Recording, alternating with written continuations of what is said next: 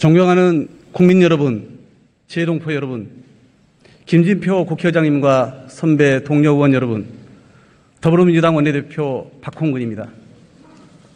새 정부가 출범한 지 2달이 지났습니다. 우리 국민은 대선에서 누구를 선택했던지와 별개로 새 정부의 국정 운영에 힘을 실어줍니다.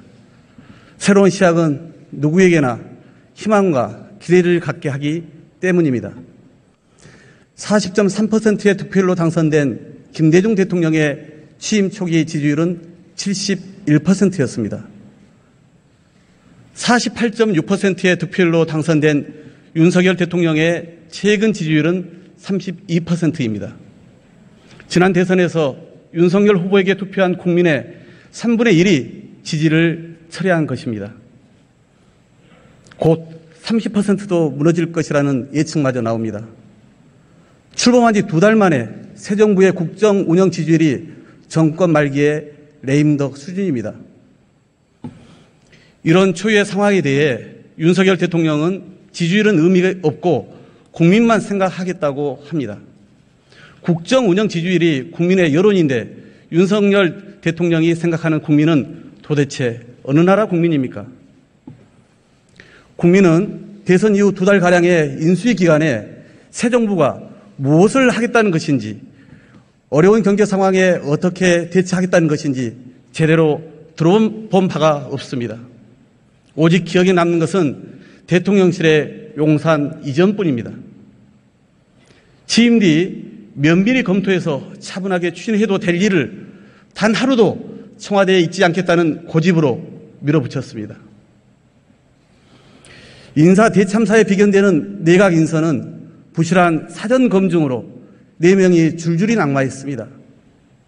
더욱 심각한 문제는 인사 난맥에 대한 윤석열 대통령의 태도입니다.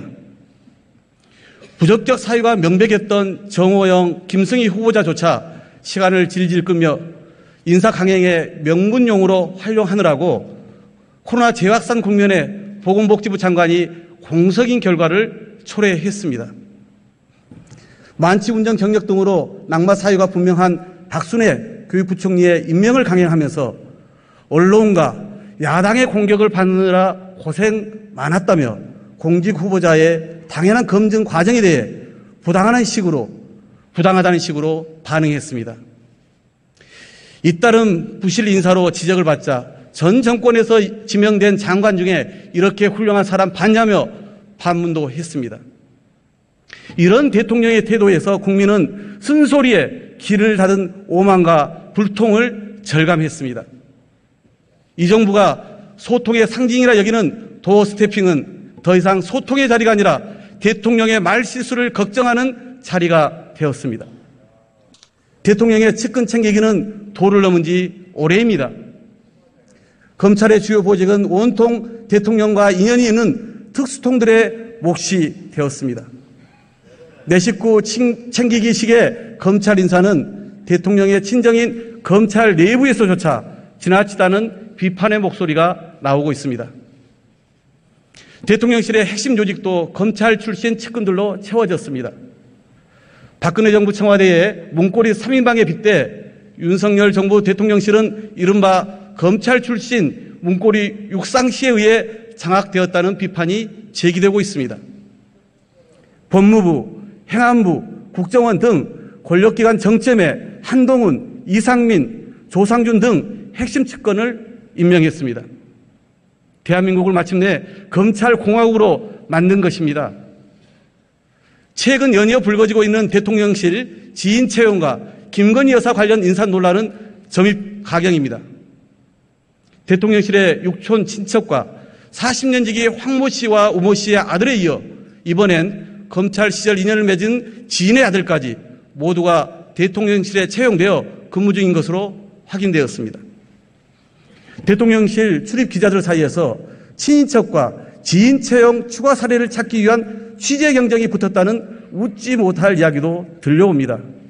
이에 대해서도 윤석열 대통령은 선거 때부터 함께 해온 동지라며 아무 문제 없다는 태도로 일관하고 있습니다. 긴 말 드리지 않겠습니다. 엄격한 공사 구분은 공직자에게, 더구나 대통령에겐 반드시 지켜야 할 원칙입니다. 김건희 여사 관련 논란도 끊이지 않고 있습니다. 김 여사의 봉화마을 방문 시 민간인 지인이 수행해 논란이 컸습니다. 그럼에도 불구하고 대통령의 해외 순방에 인사비서관의 부인이 민간인 신분으로 1호기에 탑승하고 영부인 관련 업무를 처리한 일마저 벌어졌습니다. 성비 논란이 있음에도 대통령실 내부 운영과 인사 채용을 책임지는 총무비서관에 윤재순 전 대검 과장을 임명한 것이 바로 이런 이유 때문입니까? 대통령 가족과 친인척, 측근 비리는 정권뿐 아니라 나라의 불행까지 초래합니다. 박근혜 정부 시절 청와대의 공적 시스템을 무력화시킨 비선실세 최순실의 국정농단은 헌정사상 초유의 대통령 탄핵으로 이어졌습니다. 경고합니다. 사적 채용, 측근 불공정 인사 등으로 드러나고 있는 대통령의 권력의 사유화는 반드시 대가를 치르게 됩니다. 특히 김건희 여사와 관련된 논란과 국민의 우려에 윤석열 대통령은 귀를 기울여야 합니다. 조용히 내조만 하겠다던 대통령의 부인이 대통령도 어쩌지 못하는 권력의 실세라는 말까지 나와서야 되겠습니까? 나라와 국민을 생각하는 충정으로 윤석열 대통령께 간곡히 그리고 엄중하게 말씀드립니다. 지지율 추락으로 나타나고 있는 민심, 즉 국민의 목소리에 귀를 기울이시고 주변을 엄격히 관리하시기 바랍니다. 정부가 출범하자마자 정치기획 수사가 연이어 본격화되더니 이제 서해 공무원 사건, 탈북 흉악범 추앙 사건 등 종북몰이로까지 나아가고 있습니다. 지지율의 급락은 권력 사유와 인사 난맥, 경제 민생 무능에 더해 대통령의 오만과 불통이 더해진 결과입니다. 정치보복성 기획수사와 구시대적 종북몰이로는 국면 전환에 결코 성공할 수 없습니다. 오히려 국정 운영의 동력을 상실한 수준의 더 큰 국민적 비판과 저항에 직면하게 될 것입니다. 대통령의 권력은 자기 주변 사람 챙기라고 국민으로부터 위임받은 것이 아닙니다. 대통령과 정부 여당이 지금 당장 해야 할 일은 첫째도 민생, 둘째도 민생, 셋째도 민생입니다. 정치와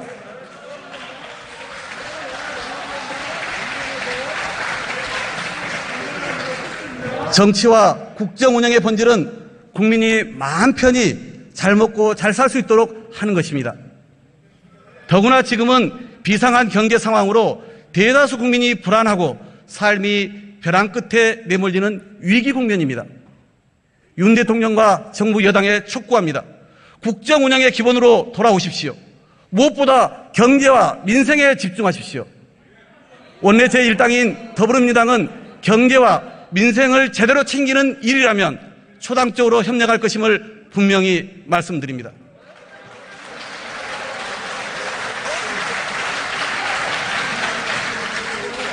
경제가 매우 어렵습니다. 고물가, 고금리, 고환율의 삼중고로 국민이 고통받고 있습니다. 소비자 물가지수는 지난달 6% 상승해서 IMF 경제 위기 이후 24년 만에 최고치를 기록했습니다. 지난 6월 경제 고통지수는 9.0으로 2009년 금융위기 이후 14년 만에 최대치로 상승했습니다. 우크라이나 전쟁과 글로벌 공급망 교란으로 인한 고유가, 원자재 곡물 가격 상승에 대해 달러 강세로 인한 환율 상승은 수입 물가 지수를 끌어올리고 있습니다. 고통스러웠던 코로나19의 긴 터널을 이제 막 벗어나려는 시점에 또다시 재확산 추세가 심각합니다. 이제 장사가 좀 된다며 희망을 가지셨던 동네 가게 주인의 탄식이 참으로 제 가슴을 아프게 합니다. 직장인들은 점심 한 끼 식당 가는 것도 부담스러워 구내 식당을 찾습니다. 편의점 도시락 판매는 전년 대비 40% 이상 증가하고 있습니다. 5만 원 지폐 한 장으로는 기름통의 절반도 채우기 어려운데 차량으로 생업을 하는 분들은 고스란히 그 부담을 져야 합니다. 장바구니 물가 상승은 사상 최고치라는 소비자 물가지수 상승에 비할 바가 아닙니다. 걱정스러운 것은 지금의 고물가, 고유가, 고환율 상황이 당분간 지속될 것이라는 점입니다. 더욱 두려운 것은 금리 상승의 속도와 폭입니다. 한국은행은 올해만 4차례의 금리를 인상하면서 사상 처음으로 0.5%포인트 빅스텝도 단행했습니다. 하지만 이게 끝이 아닙니다. 미국 연준은 지난달 28년 만에 0.75%포인트의 자이언트 스텝 금리 인상에 이어 이달 말에는 1%의 금리 인상, 즉 울트라 스텝을 결정할 것이라는 예측까지 나오고 있습니다. 한미 간 금리 역전이 현실화되는 상황에서 한국은행의 추가 금리 인상은 불가피합니다. 세계 경제의 불안전성과 고환율 기조가 지속된다면 한국 자본시장에 투자된 외국인 자금의 순유출도 지속될 것입니다. 2008년 리먼 브라더스 사태로 촉발된 전 세계적인 금융위기 이후 초저금리와 양적 완화가 만들어낸 유동성 잔치가 끝나가고 있습니다. 우리나라도 2020년 3,200을 넘었던 코스피 지수는 2,300선이 위협받고 가상자산 시장은 고점 대비 3분의 1 수준으로 폭락했습니다. 작년까지 폭등을 걱정했던 부동산 시장 역시 하락세로 돌아서서 내년이면 폭락을 걱정해야 하는 상황이 도래할 가능성이 높습니다. 주식담보대출과 연끌로 주택을 매입했던 국민들은 고금리로 인해 원리금 상환이 부담스러워지고 담보가치 하락에 울며 겨자 먹기식으로 집을 매도해야 하는 상황에 내몰릴 수 있습니다. 이미 작년 말 기준 1,800조 원을 넘어서 GDP 대비 세계 1위인 가계부채 문제는 그야말로 시한폭탄입니다. 금리 인상으로 대출금리가 7%가 되면 소득에서 최저생계비를 빼고 원리금도 갚지 못하는 국민이 190만 명이 넘을 것이라고 합니다. 코로나 상황에서 대출로 가게 운영 자금을 충당했던 자영업자, 벼락거지 신세를 면해보겠다고 소액 대출이라도 해서 주식과 가상자산 투자에 나섰던 2030 청년들, 두 차례 금융위기 때보다 더 많은 신용불량자가 양산될지 모를 심각한 위험이 다가오고 있습니다. 문제는 이런 어려움이 이미 대선 전부터 예고되었다는 것입니다. 미국 연준의 금리 인상 기조도 지난 2월 말 발발한 우크라이나 전쟁이 물가에 미칠 영향도 모두 예상된 것이었습니다. 그런데 윤석열 정부는 대선 이후 인수위 2달 동안 허송세월만 했습니다. 대통령실 용산 이전을 강행하느라고 정작 챙겨야 할 경제와 민생은 뒷전이었습니다. 취임하고 한 달이 지나서야 부랴부랴 5대 부문 구조계획을 담은 새 정부의 경제정책 방향을 발표했지만 사회적 합의도 안 된 이런 중장기 구조개혁이 과연 지금 당장 어려움을 겪고 있는 국민을 위한 대책이 되겠습니까? 당장 숨 넘어가는 사람에게 목숨 살릴 처방은 하지 않고 체질 개선하라고 주문하는 셈입니다. 국민의 고통을 외면한 참으로 한가한 태도입니다. 경제는 비상 상황이고 민생은 깊은 위기 속에 놓여 있는데 정작 대통령은 보이지 않습니다. 대선 이후 넉 달, 취임 후 2달이 지난 이달 초에야 대통령은 비상경제 민생 대책회의를 주재했습니다. 지금의 어려움은 구조적이고 외부적 요인이 크게 작용하는 것 맞습니다. 대책 마련이 쉽지 않은 것도 사실입니다. 그러나 경제는 심리라는 말이 있는 것처럼 어려울수록 대책과 비전을 제시해 국민과 각 경제 주체들을 안심시켜야 합니다. 오직하면 쇼라도 하라는 말이 나오겠습니까? 비전을 제시해 희망을 주는 것이 대통령으로서 해야 할 일입니다. 국난에 비유되었던 IMF 경제위기 직후 김대중 대통령은 취임사에서 말씀하셨습니다. 우리 모두는 지금 땀과 눈물과 고통을 요구받고 있다며 말을 잇지 못하고 눈물을 삼키면서도 정부를 믿고 견뎌낸다면 반드시 극복하겠다고 결연한 의지를 보여주셨습니다. 그리고 IMF 역사상 최단기간인 1년 만에 조기 졸업을 해냈습니다. 경제가 위기일 때, 그로 인해 국민이 고통을 감수해야 할 때 대통령이 국가의 지도자로서 해야 할 일은 바로 그런 모습입니다.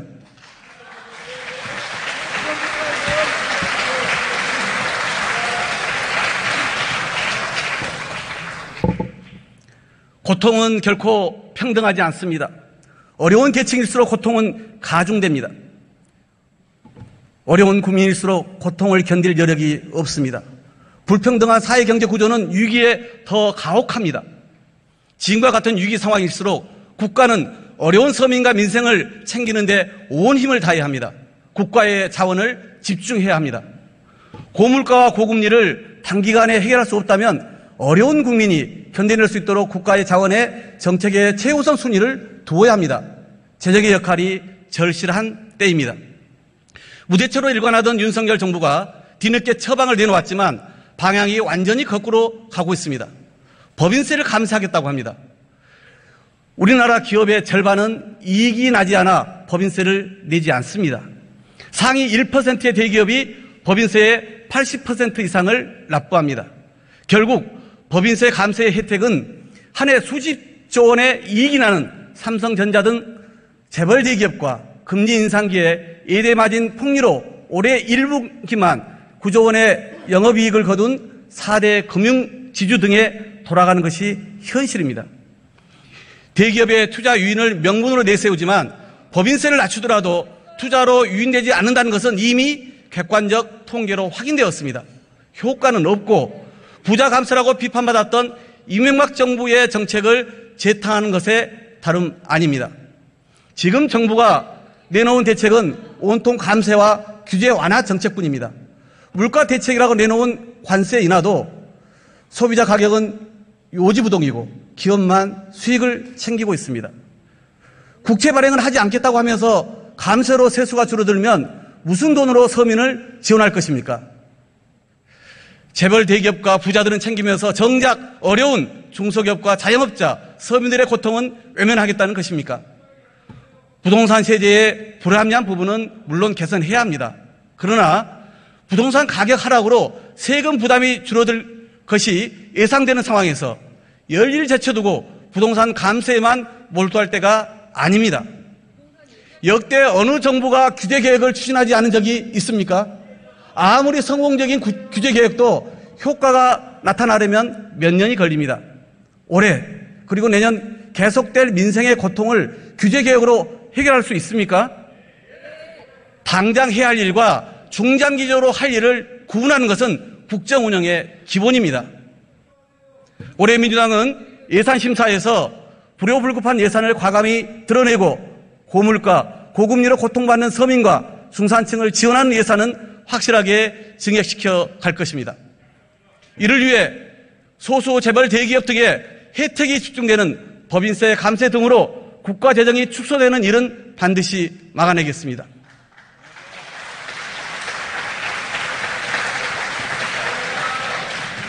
민주당은 지난 한 달 넘게 민생 우선 실천단을 가동하여 시급하게 처리할 민생 입법 과제를 선정했습니다. 유류세 대폭이나 근로자 식비 비과세 한도 인상, 소상공인 코로나 피해 지원 확대, 화물자동차 안전운임제 일몰제 폐지, 중소기업 납품단가 연동제 도입, 장애인 이동권 보장, 대중교통비 한시적 환급 등입니다. 여야가 합의한 국회 민생경제특위와 해당 상임위가 가동되는 대로 관련 입법을 우선적으로 처리하겠습니다.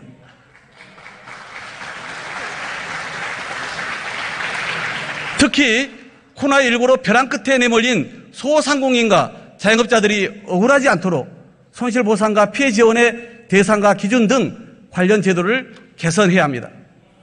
민주당은 하반기 정기국회에서도 지속적으로 민생 관련 법안의 처리에 최우선 순위를 두겠습니다. 정부와 여당 모두 부동산 가격 폭등기에 내놓았던 정책들을 근본적으로 재검토해야 합니다. 부동산 폭락, 그리고 부동산 PF와 주택담보대출 부실화 위험에 대한 대책을 마련할 때입니다. 추가 금리 인상이 예정된 상황에서 가계부채 문제에 대한 대책도 정부가 책임있게 제시해야 합니다. 그런데 국회 청문회도 없이 임명된 김주현 신임 금융위원장의 취임 일성은 매우 실망스러웠습니다. 코로나 상황에서 올해 9월까지 대출 만기를 연장하고 원리금 상환을 유예해준 조치를 폐기하겠다는 것이었습니다. 곳곳에서 비판이 제기되자 뒤늦게 입장을 바꿔서 새 출발 기금 채무 경감 프로그램 등을 발표했지만 이는 지난 5월 국회 추경에서 이미 반영된 것으로 9월 만기 연장 상환 유예에 대해서는 여전히 모호한 태도를 보이고 있습니다. 대출 만기를 연장해주고 대출 구조를 전환시켜주고 고금리 대출은 중저금리 대출로 갈아탈 수 있도록 지원하는 등의 적극적인 금융지원 정책이 절실한 상황입니다.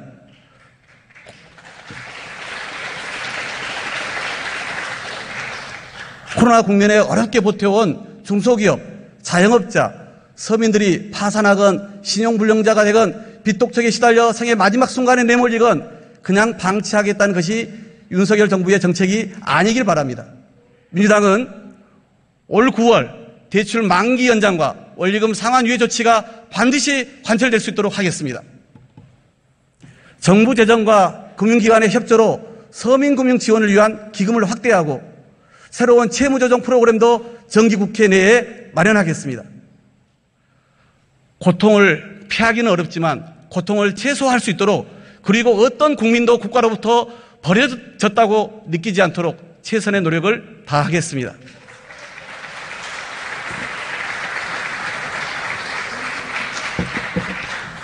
존경하고 사랑하는 국민 여러분, 민주당은 지난 대통령 선거와 지방선거에서 표출된 민심을 겸허히 받아들입니다. 2017년 대선 이후 연이은 선거 승리, 특히 압도적인 총선 승리와 의석수의 취해 오만과 독선에 빠지지 않았는지 깊이 성찰합니다. 무엇보다 국민의 삶을 개선하는 데 부족함이 많았습니다. 부동산 가격 폭등은 물론이고 불평등과 양극화의 심화, 그로 인해 세대와 계층, 성별에서 제각기 겪고 있는 국민의 고통을 집권당이면서도 제대로 책임지지 못했습니다. 또 한편으론 이중적 태도와 행보로 국민께 실망을 드렸습니다. 국민이 민주당에 고개를 돌리게 된 원인 하나하나를 허투루 넘기지 않겠습니다. 철저히 반성하고 새롭게 거듭나겠습니다. 대한민국은 전후 독립한 국가 중 산업화와 민주화를 모두 이뤄낸 유일한 나라입니다. 그러나 개발 독재와 IMF 경제위기는 우리 사회에 구조적인 불평등을 낳았고 심화시켰습니다. 정치적 민주화에 비해 사회경제적 민주화는 여전히 더딥니다. 독재시대에 비해 인권은 개선되고 정치적 자유는 확대되었으나 경제적, 사회적, 문화적 차별과 혐오는 여전합니다. 불평등과 양극화 그리고 차별은 우리 사회가 반드시 극복해야 할 과제입니다. 소득 불평등은 여전하고 자산의 불평등은 더욱 심각해지고 있습니다. 2010년부터 2020년까지 상속 증여된 재산 규모는 886조 원으로 2021년 GDP 2071조 원의 약 43%에 이릅니다. 2010년 53조 원이었던 상속 증여 규모는 2020년 126조 원으로 2배 이상 급격하게 증가했습니다. 산업화 시대 부모가 쌓은 자산이 자녀 세대로 본격 이전되고 있는 것입니다. 청년 세대가 부모로부터 물려받은 자산을 가진 계층과 그렇지 못한 계층으로 나뉘어 부모의 지위와 재산으로 자식 세대의 사회적 신분이 결정되고 있습니다. 최근 발표된 2020년 세계 불평등 보고서에 따르면 1990년대부터 2021년까지 우리나라 전체 소득 중 상위 10%가 차지하는 비중은 35%에서 46%로 늘어난 반면 하위 50%의 비중은 21%에서 16%로 하락하여 소득 불평등이 심화되었습니다. 자산의 경우 2021년 기준으로 상위 10%가 전체 자산의 58%를 차지하는 반면 하위 50%는 6%에 불과하여 불평등이 더욱 심각합니다. 이러니 금수저, 흑수저 논란과 함께 개천에서 용나는 시절이 끝났다는 탄식이 나오는 것입니다. 불평등 구조와 계급, 계층 구조에 고착하는 필연코 사회적 갈등으로 표출됩니다. 사회 경제적 이유를 떠나 사회 통합적 차원에서도 불평등 구조는 반드시 완화해야 합니다. 자산 소득이 임금 소득을 넘어서는 사회는 결코 바람직하지 않습니다. 대한민국 청년들이 어디서나 기회의 창을 열 수 있도록 제도적 뒷받침을 해야 합니다. 차별의 해소는 불평등 구조를 해결하기 위해서도 필요합니다. 노동시장에서의 정규직, 비정규직 차별, 성과 연령 차별은 불평등의 한 원인입니다. 또한 차별은 경제적 차원에서만 존재하지 않습니다. 우리 사회에는 동거가족, 입양가족, 한부모 가정, 재혼가족 등 여러 형태의 가족이 존재합니다. 하지만 다양한 가족 구성원을 차별과 편견, 혐오의 대상으로 바라보는 시선이 여전합니다. 냉전 시대에 이념적 혐오를 넘어 지향과 견해의 차이를 두고 극단적 혐오 또한 난무하고 있습니다. 여성, 장애인, 이주 노동자 등 차별의 대상은 확대되고 있습니다. 정당화되기 어려운 혐오를 이유로 다른 집단이나 소수자의 존엄성을 부정하는 것은 인간의 존엄과 가치, 표현의 자유라는 헌법적 가치를 훼손하는 일입니다. 평등법을 둘러싼 논란도 마찬가지입니다. 불합리한 이유로 차별받지 않을 권리를 법적으로 보장하는 문제를 두고 극단적 대립과 갈등이 깊어지고 있습니다. 정치가 나서서 해결해야 합니다. 선진국이 된 대한민국, 민주화가 이루어진 지 반세기가 지난 오늘 성숙한 논의의 장을 마련하는 게 마땅합니다. 정치에서 대립과 갈등은 불가피하지만 정치의 지향은 반드시 사회 통합이어야 합니다.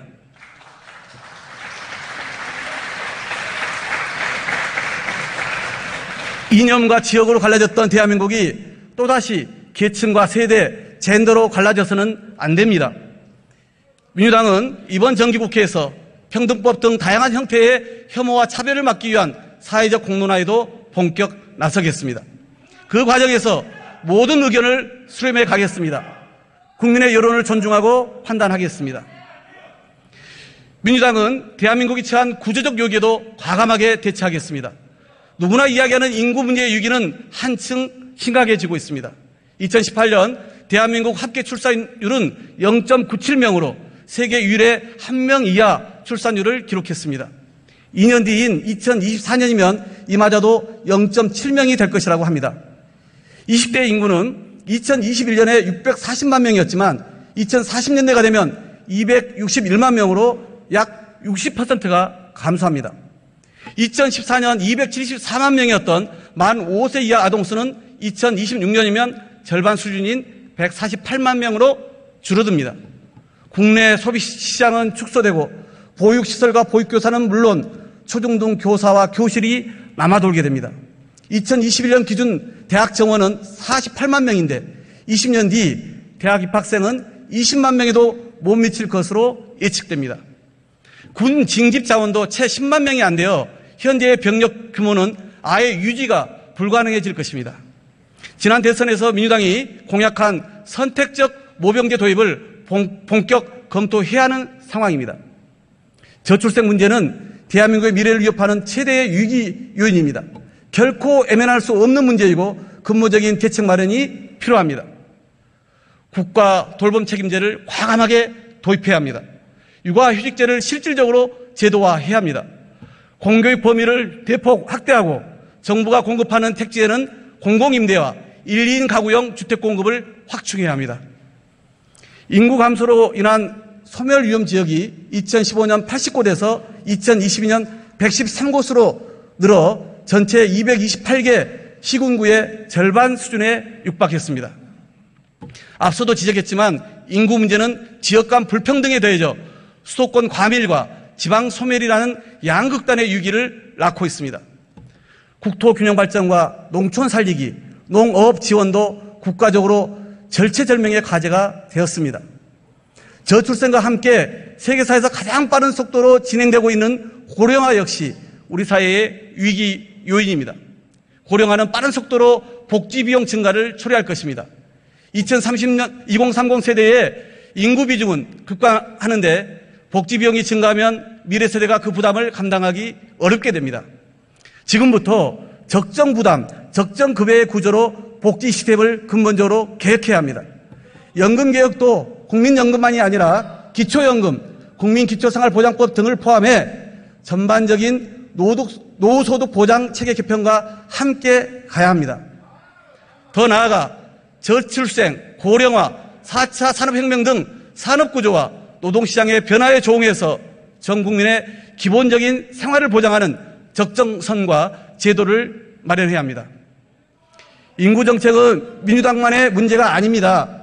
여야가 입장차도 크지 않을 것입니다. 민주당은 국회 차원에서 이에 대한 사회적 합의를 추진하겠습니다.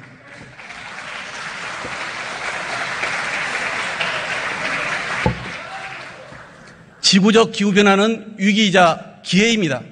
탄소 중립과 친환경적인 에너지 전환은 국제사회의 책임 있는 일원으로서의 의무이자 우리에겐 새로운 기회입니다.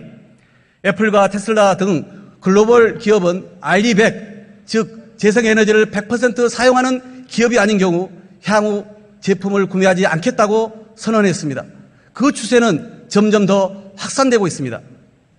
작년 전 세계 신규 발전 설비의 85%는 재생에너지였습니다.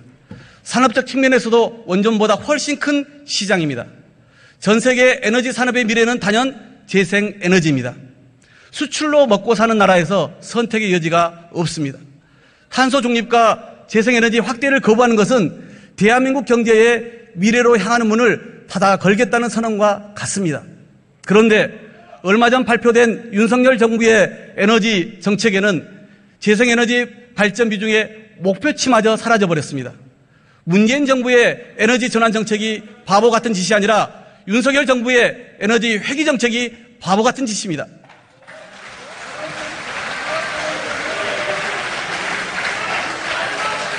민주당은 탄소 중립을 향한 전 지구적 과제에 기꺼이 동참하겠습니다. 재생에너지를 중심으로 한 새로운 미래를 열어가겠습니다.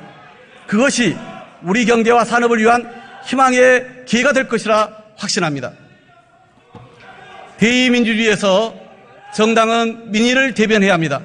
당심과 민심이 괴리되고 있다면 이를 극복하는 것이 정당의 책무이자 정치 지도자의 역할입니다.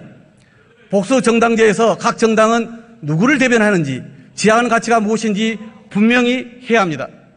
서민과 중산층을 대변해온 민주당의 정체성, 복지국가와 경제민주화를 지향하는 민주당의 가치를 지켜내고 시대의 변화에 맞게 발전시켜 나가겠습니다. 불평등과 차별을 넘어서고 저출생과 고령화의 위기에 담대하게 대처하겠습니다. 기후변화라는 지구적 위기를 기회로 만들겠습니다.